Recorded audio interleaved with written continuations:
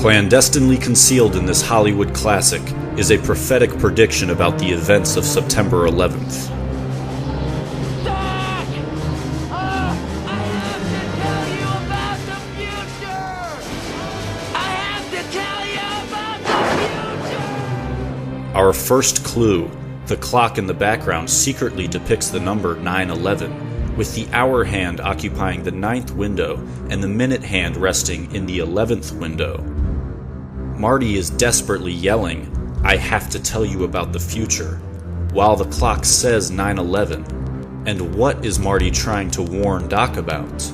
A terrorist attack. Dear Dr. Brown, on the night that I go back in time, you will be shot by terrorists. He is warning about this attack, which won't occur until decades in the future. Holy shit!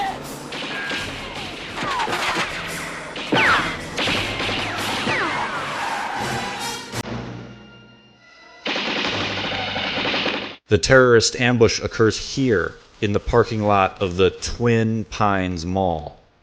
Of the multitude of names that this scene could have had, why is it called the Twin Pines Mall? It will soon become clear that this scene is supposed to represent September the 11th. Twin is a reference to the Twin Towers. And when we look closely, we can see that the clock at this scene also says 9/11. Both of these clocks veil a code for September the 11th, the first appearing during the warning of the attack, and the second appearing during the attack itself. And to even hammer the point home, here at the Twin Pines Mall, we are shown two more clocks, and both of them also display the barely hidden value 9/11. You will be shot by terrorists. So all of these 9/11s are on clocks, because 9/11 is more than just a number. It's a time, a specific time in history, a date. It appears on clock after clock, while Marty frantically warns about an impending event in history. These clocks are denoting the date of that event, while terrorists are attacking. And what about these terrorists? Because terrorists can come in many forms, look any different way, be from any part of the world. But these terrorists happen to share the same ethnic roots as the alleged 9/11 hijackers, and stage their ambush at the Twin Pines Mall. We can be certain that Twin is made to represent the Twin Towers, because after the terrorist attack occurs, the word twin is removed.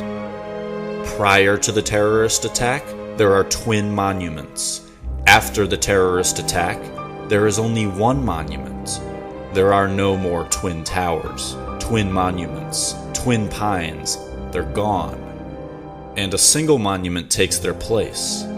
The single monument now at Ground Zero is the One World Trade Building. The twins are gone, and the lone, or one, now stands. It is incontrovertible that this film is riddled with 9/11 symbolism. But symbolism aside, what if there was a literal depiction of the Twin Towers that showed them collapsing? This in fact does occur in the movie. We will see it at Marty McFly's future house. I don't believe it. I live in Hilldale. This is great. Way to go. Marty, stay here. Change clothes. If I need you, I'll holler. Oh, come on, Doc. I want to check out my house. Please.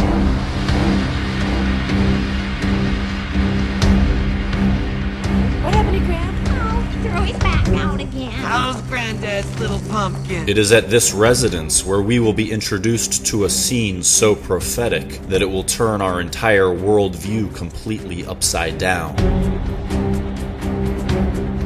As are all other clues in this movie, the Twin Towers are discreetly hidden. You can only spot them by intently analyzing the background. I can't believe this window's still broken. Well, when the scene screen repairman... So it's official that in this movie littered with 9/11 symbolism, the Twin Towers themselves managed to make a secret appearance.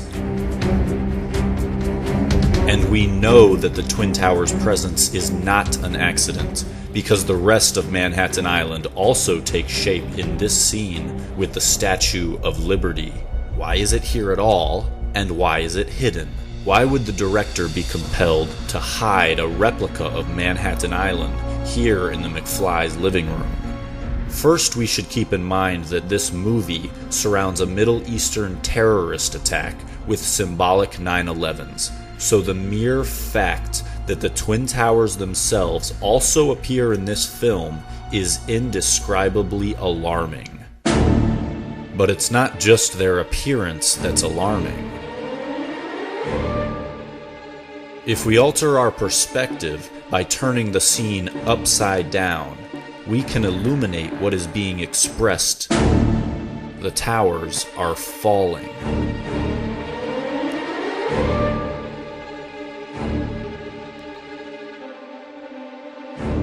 It would solidify our point if there were justification for viewing this scene upside down. But can we think of any reason at all why we should be motivated to look at this scene from an inverted perspective, revealing the Twin Towers falling down? In the entire 3-part series of Back to the Future, there is only one cameo ever made by an upside-down human being, and it is in this scene. This is the only time an upside-down character will ever be viewed, and it's for a reason. We are being instructed to observe the event from his perspective. The secret architecture of this sequence of events is so carefully woven. Even the audio is spot on.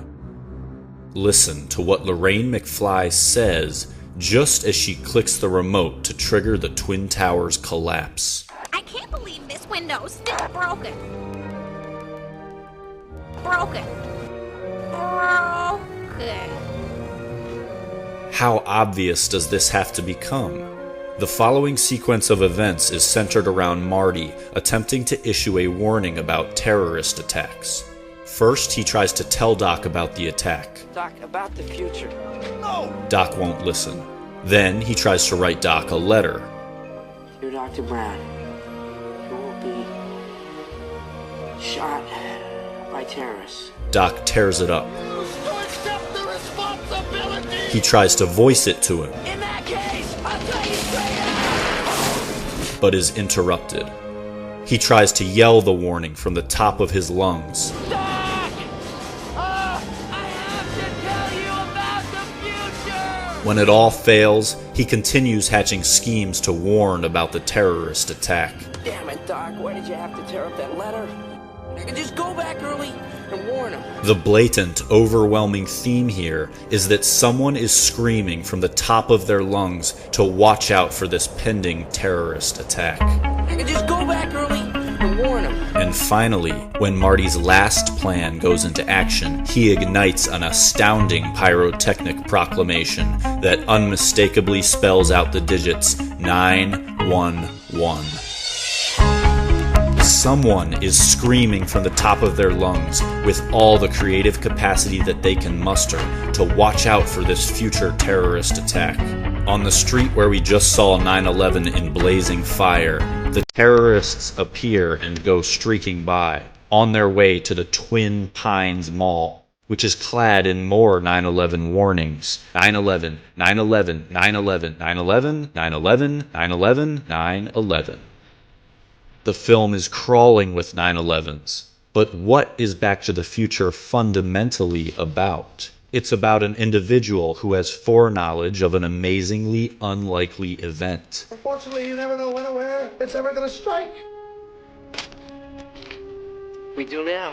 A tower that is going to be struck down from the sky. This is it. This is a suspiciously perfect metaphor for 9/11. But Marty has foreknowledge regarding two events. One is a Middle Eastern terrorist attack, and the other is a tower being destroyed.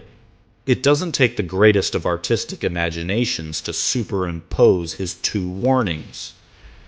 What are the chances that a movie displays all these 9/11s, and the plot of the movie is a prophecy about a tower being struck down, while Middle Eastern terrorists stage a surprise attack at a scene called Twin?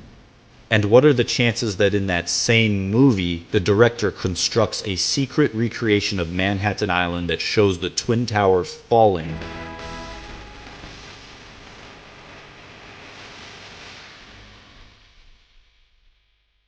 But how does Marty know about this tower being destroyed?